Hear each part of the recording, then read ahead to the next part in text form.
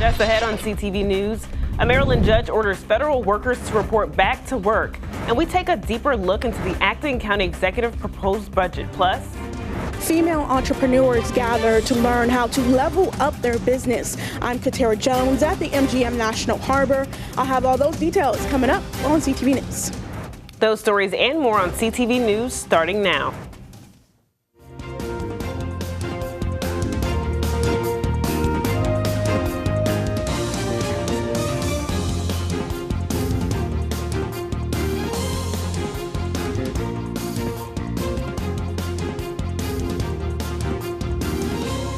Good evening, this is CTV News for March 14th. I'm Michaela Newton. Thanks so much for joining us. Well, topping our news tonight, a big win for federal workers in Maryland. Attorney General Anthony Brown announced that a Maryland federal judge has blocked the mass layoffs of probationary federal employees, ordering 18 agencies to reinstate those fired by Monday, March 17th. The ruling follows a lawsuit filed by Brown and 20 other state attorneys general after President Trump's administration fired thousands of employees without proper notice. Brown says this decision not only stops illegal layoffs, but also restores jobs and protects Maryland's economy. And Thursday, Acting County Executive Tara Jackson introduced the fiscal year 2026 proposed budget, tackling a major $170 million budget shortfall while keeping crucial services intact. Here's a look at what it includes and what it does not. In our fiscal year 2026 budget, we took steps to overcome a large deficit. Prince George's County Executive's Office has unveiled the proposed budget for fiscal year 2026, marking a year of challenges and difficult decisions. The budget, totaling $5.8 billion, focuses on key areas such as education and public safety, despite the fiscal uncertainties posed by federal layoffs and state budget deficits. The county executive emphasized the need to balance investments with responsible financial planning. Governor Moore and the state legislature are working to overcome a more than $3.3 billion deficit. Taken together, when you look at the federal, what's going on at the federal level and what's going on at the state level, this uncertainty has an effect on us. The proposal includes a $2.91 billion increase in education funding, with an additional $42.6 million for new school construction and $59 million for pre-K programs. Public safety also sees significant investment with funding for new recruits in both fire and police departments. To balance the budget, the county has had to make cuts across several departments, including Public Works and Human Resources. CTV News is also one agency that will be potentially impacted by the proposed budget. The Media Hub has had its doors open for about 40 years, telling stories for the local community. However, critical programs such as healthcare and stormwater management are being preserved. Despite these cuts, the county has also preserved funding for affordable housing initiatives and economic development programs, all while keeping a close eye on future uncertainties. Residents will feel these cuts, but they will help us maintain the fiscal responsibility that's needed to protect our community. The proposed budget now has to be approved by the County Council by June 1st. County Chair Jolene Ivey reacted to CTV's budget cuts, saying, quote, "Most of us want to find a way to save it. Hopefully we can." Meanwhile, big budget moves in Montgomery County as County Executive Mark Elrich unveils a $7.7 billion plan. The fiscal year 26 proposal pours billions into education, public safety, housing, and transit, all while embracing for economic uncertainty. It includes a record $3.62 billion for public schools, a $250 million boost for MCPS. Also on the table, fare-free buses, $312 million for affordable housing and new safety measures. To fund it, a 3.5-cent property tax hike, but with expanded relief for low-income homeowners. This year is especially difficult because not only do we have the federal cuts, which will be real. Our people are not getting grants for things they thought they were going to get grants, but we have total uncertainty at the state. And so what you're going to see in this budget is not the final budget. We have to present a budget by the 15th. We're meeting our obligation. But at this moment, the variability in state revenues for us is between $0 and $75 million to the plus side. And the variability in state costs to us is between $22 million on the low side to possibly close to $60 million on the high side. So it's not possible to close this out until the legislature closes its budget out. The County Council will review the plan before the final approval in May, with the new budget taking effect July 1st. And the Department of Education is the latest to see mass federal worker firings. Over 1,300 employees were laid off on Wednesday. Offices were also gutted, like the Office for Civil Rights and Federal Student Aid Services, seeing the most cuts to their staff. President Trump says he wants to end the department, but that is up to Congress. Education funding like Title I and the Individuals with Disabilities Education Act are protected by law. But Prince George's Educators Association President Donna Christie says educators are worried about its future. There's, for example, there's talks of what's going to happen with special education. On one hand, are we just getting rid of special education and all of our students with disabilities? And then I hear it would go under Health and Human Services. Well, what does that look like? IDEA itself is a funding formula, is a funding bill. Technically, it's and so if that funding is no longer coming for special education, what happens to special education? That's one of the biggest concerns that I hear from my members every day. And if you're looking for a job, District 7 residents, mark your calendars for a major opportunity. Councilmember Krista Oriatha is hosting a mass job fair this Saturday, March 15th, at the Suitland Community Center in District Heights from noon to 4 p.m. The fair will connect you directly with employers across various industries. Attendees can enjoy on-the-spot interviews, career workshops, resume support, and much more. We're estimating 200,000 people being laid off from government federal jobs, impacting Prince George's County with upwards of 20,000 people that live in the county. And so one of the things we wanted to do is create an opportunity to connect employers and our job seekers. Now, with hundreds already registered, it's an event you don't want to miss. For employers looking to join, register online at the website right there on your screen. And Governor Wes Moore is giving Marylanders access to more affordable prescription drugs. Moore announced the plan through a new partnership between Serum, the county's largest redistributor of surplus medications, and home delivery pharmacy Good Pill. Anyone with a Maryland address who has high prescription costs can receive medications from Good Pill, no matter your insurance status. And Governor Moore says the goal is for Maryland residents to get access to the medications they need. We know around 1 in 2 Marylanders are worried about affording their prescription drugs. And we know that many Marylanders will skip their doses because of high costs. They're choosing between affording their prescriptions and affording basic rights like housing and food. Meanwhile, $11 billion with a B, dollars worth of medicine is wasted every year. That is unacceptable. Did you know nationwide there are more than 12 million women-owned businesses? This is a huge achievement for women across the country, especially since it wasn't until 1974 that women were allowed the right to open up their own bank account. Now, decades later, Prince George's County is working to help its female entrepreneurs thrive. CTV's Katera Jones is at the MGM National Harbor at a conference for women business owners.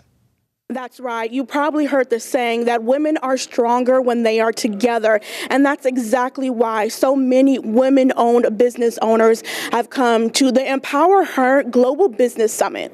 Stay true to yourself to understand that there are things that haven't even been invented yet. So we need the creativity and the resilience of women. The county's Economic Development Corporation hosted its 2025 Empower Her Global Business Summit today. The event brought female entrepreneurs together with industry leaders so they can learn how to take their business to new heights.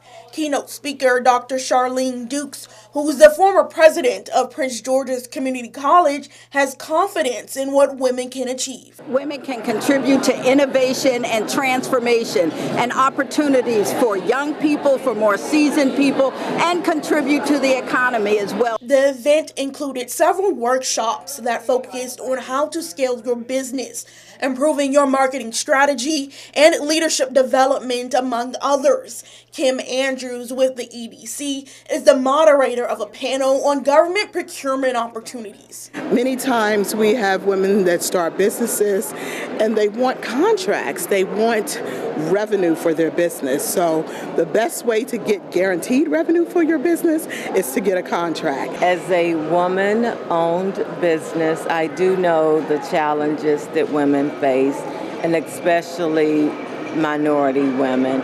So in honor of Women's History Month, I just wanted to be around the energy of other female business owners. If you missed the summit, don't worry. You can learn more on how to grow and elevate your business right here in Prince George's by visiting PGCTV.com. Katara Jones, CTV News. All right, Katira, thanks so much. You're watching CTV News. I'm Michaela Newton. Still to come, a local organization was recently awarded for their work in financial education. After the break, we speak to the organization's leader to find out how they achieved the accomplishment and their next steps. Stay tuned.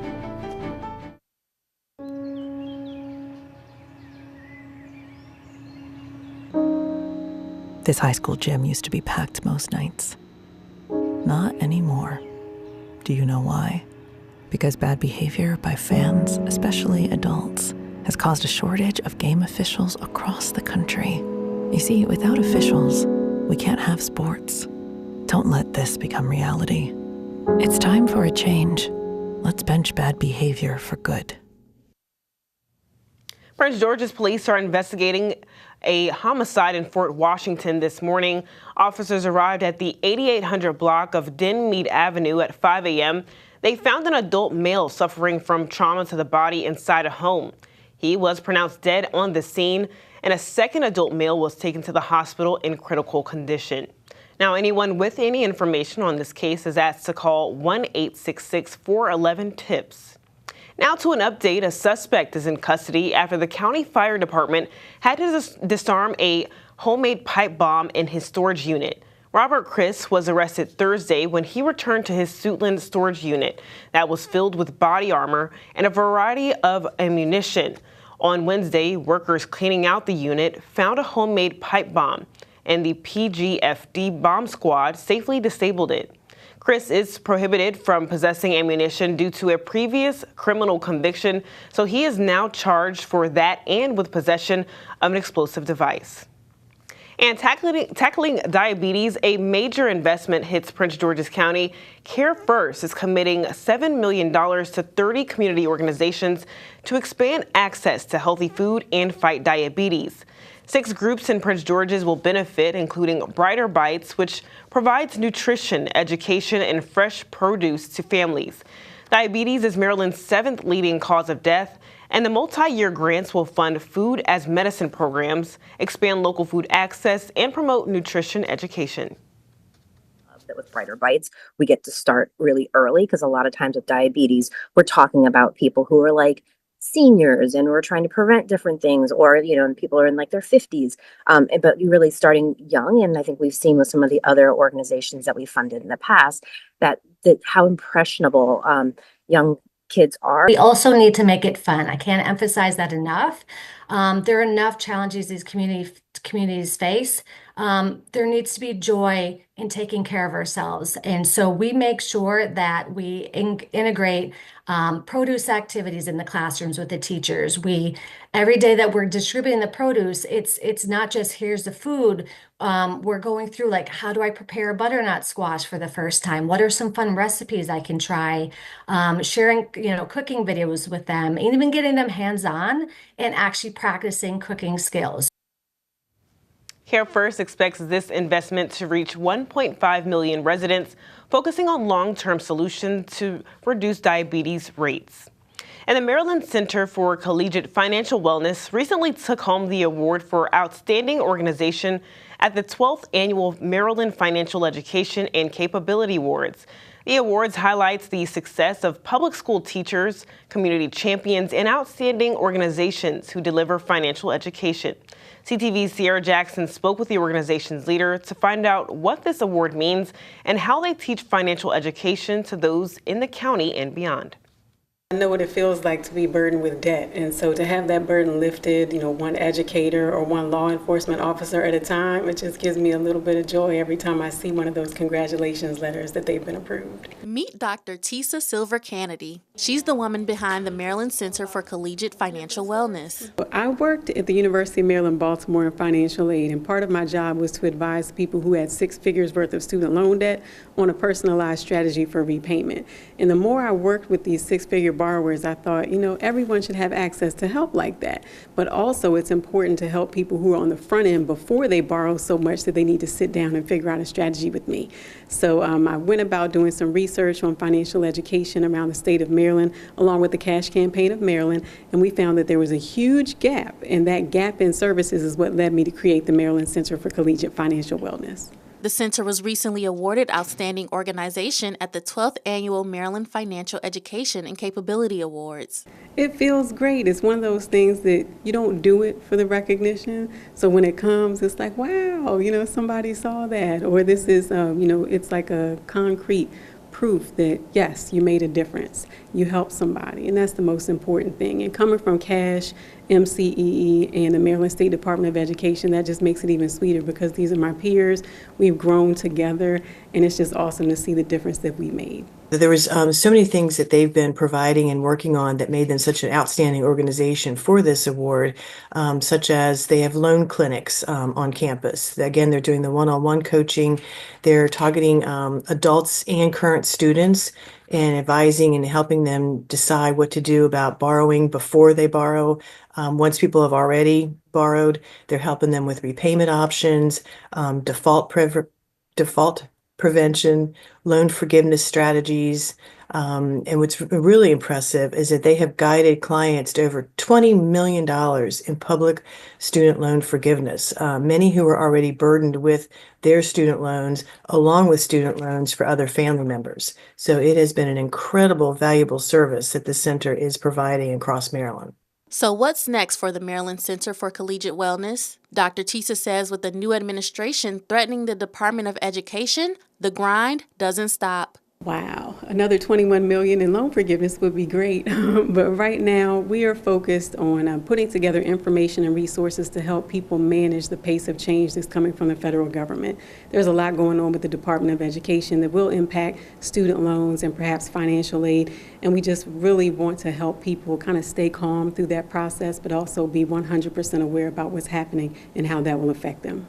Congratulations to Dr. Tisa and the MCCFW on your outstanding achievements. Sierra Jackson, CTV News. All right, Sierra, thanks so much. And for more information on the Maryland Center for Collegiate Financial Wellness, visit mccfw.org. Now, St. Patrick's Day is Monday, and Maryland State Police are investigating patrols over the weekend. State troopers from all 23 barracks will focus on aggressive, distracted, and impaired driving, while conducting increased patrols along roadways where impaired driving-related crashes often occur. Troopers from the Annapolis, Glen Burnie, La Plata, and Leonardtown barracks will patrol along major routes, including 295 and Interstate 695. And the seniors of Prince George's County are getting into the St. Patrick's Day spirit. The event at Bowie Senior Center saw people socializing and wearing all green.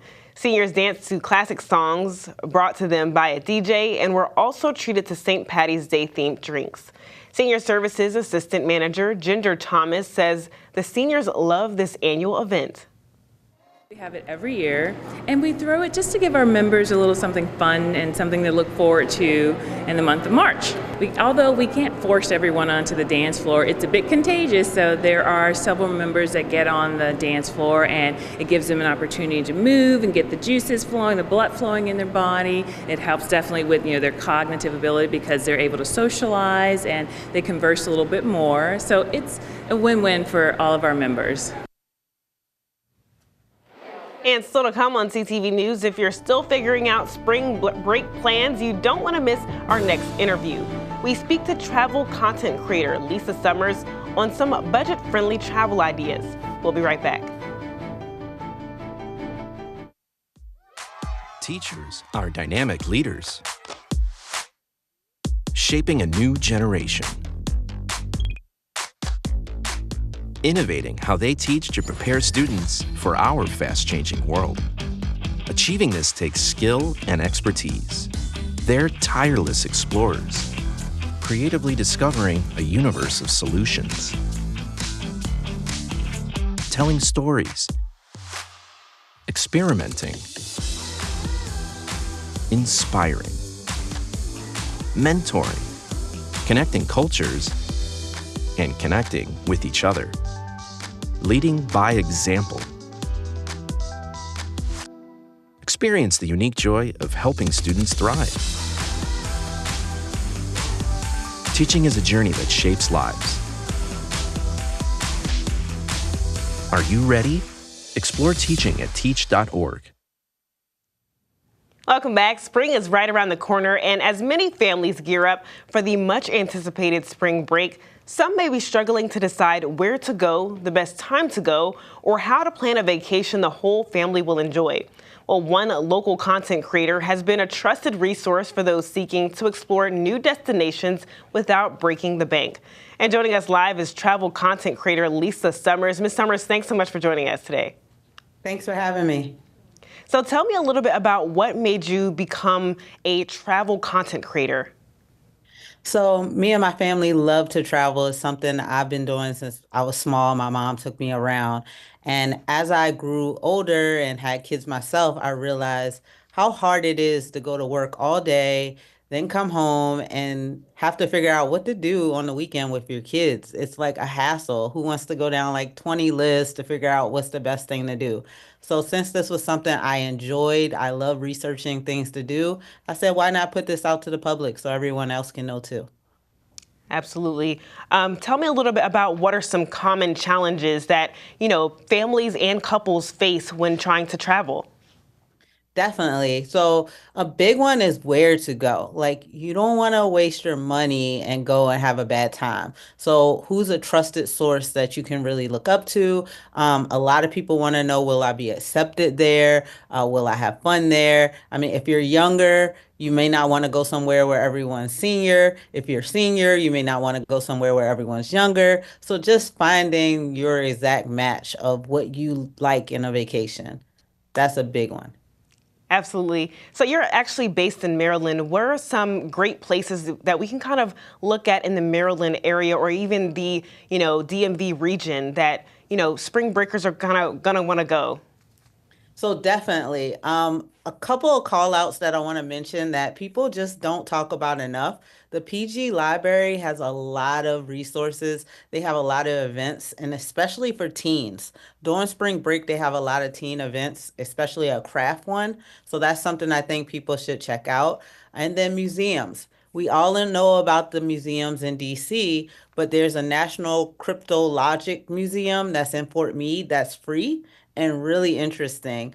And then there's one, the NASA Goddard Space Museum is in Greenbelt. So I want people to think about things close to home and not always far away. And another one is nature centers. I enjoy my time every time I go to a nature center, and Watkins in Upper Marlboro is a great one, or you can go to the Clearwater one in Clinton. So just some things people may not think of, but definitely fun. And then a big one, baseball season is coming back. So it looks like the Bay Sox are having a game on the 13th. So that's a fun event to take your kids, family, or go on a date to. And then the Orioles are starting back up as well, and they're having games during spring break too. Absolutely. So you mentioned some, great places here in the local area, but what about some hidden gems, even right here in Prince George's County? So one hidden gem that I really loved, I went about a month ago. It's called Princess Parlor. And what they have there is they do makeovers and manicures for your little princesses or princes. And they're also having a spring break camp. So you can sign your kids up to go there during spring break. If you have to work, you have somewhere to drop them off, and they can just spend the whole day being pampered and in a little spa and having movie days. So that's a hidden gem. Another one would be Imagination Stage. So I've been here before, seen a play, but they're also offering a spring break camp. So if you have any younger kids that are looking to get into acting, maybe between 5 and 12, this is a great place to send them as well.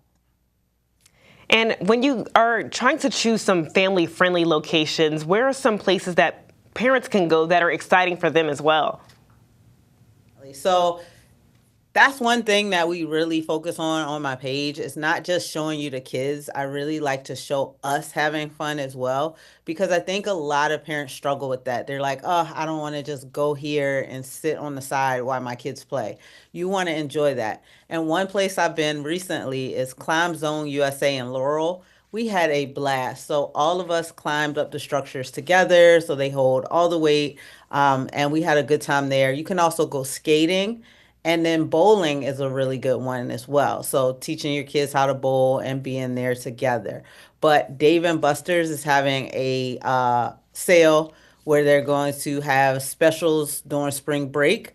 I always enjoy Dave & Buster's. They have games for all ages, and they're bringing out brand new games in April. So that's going to be like a new upgrade for Dave & Buster's. Absolutely. Well, Lisa, thanks so much for joining us. And for more budget-friendly travel tips and to learn more about Lisa, visit her Instagram at It's Summer Somewhere. All right, Simon Buggs is here with our Friday Sports page.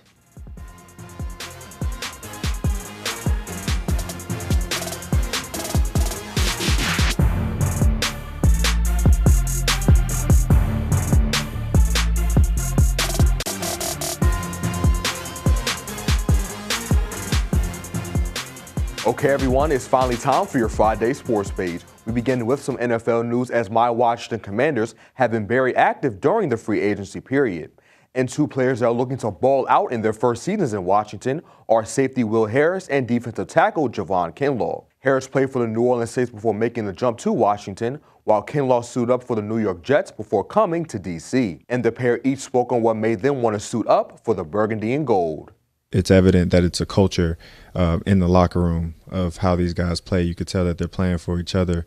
I mean, you got obviously a crazy talented group, but you could tell that this is a group that, you know, trusts each other. You could tell that this is a group that, you know, loves to play with each other and loves to play, you know, for their coaches. So I'm looking forward to, you know, getting in here and contributing as much as possible.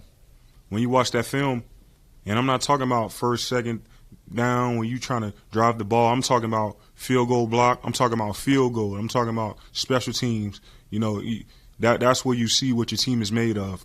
And when you look at that thing and how hard guys is playing, even on, you know, some areas where people not even paying attention to, that's what you want to see, man. These guys is playing hard over here, and that's what I'm about. And I can't wait. Like I said, I can't wait to thrive with these guys. And in high school hoops news, the Largo boys basketball squad took the court a little while ago for the state championship game matchup against Newtown High School. If the Lions pull out the win, this will be the school's second state title win in the last 3 seasons. Be sure to tune in on Monday, sports fans, as I'll have some highlights for you from this highly anticipated matchup. And the Laurel High School boys basketball team will also have a shot at the state title as the Spartans will match up against Walt Whitman in the Class 4A championship game. Tip-off is tomorrow at 6 o'clock. And sticking with basketball news, some disappointing news for Wizards fans as sophomore guard Bilal Coulibaly will miss approximately 4 to 6 weeks due to a right hamstring injury he suffered earlier in the week against the Toronto Raptors. For the Wizards this season, the France native has averaged 12 points, 5 boards, and 3 assists, as well as a steal per game. The team was in action last night and came away with a rare win against the Detroit Pistons, 129-125. They'll be in the Mile High City next tomorrow, taking on 3-time MVP Nikola Jokic and the Denver Nuggets at 9 o'clock. And to wrap up sports, the Terps men's basketball squad will return to action tonight to take on Illinois in the Big Ten tournament. Tip-off is at 6:30. And that wraps up your Friday sports page. Simon Buggs, CTV Sports. Back to you, Michaela. All right, Simon, thanks so much. And that's all the time we have for CTV News. Thanks so much for joining us. We'll see you again on Monday. Have a good night.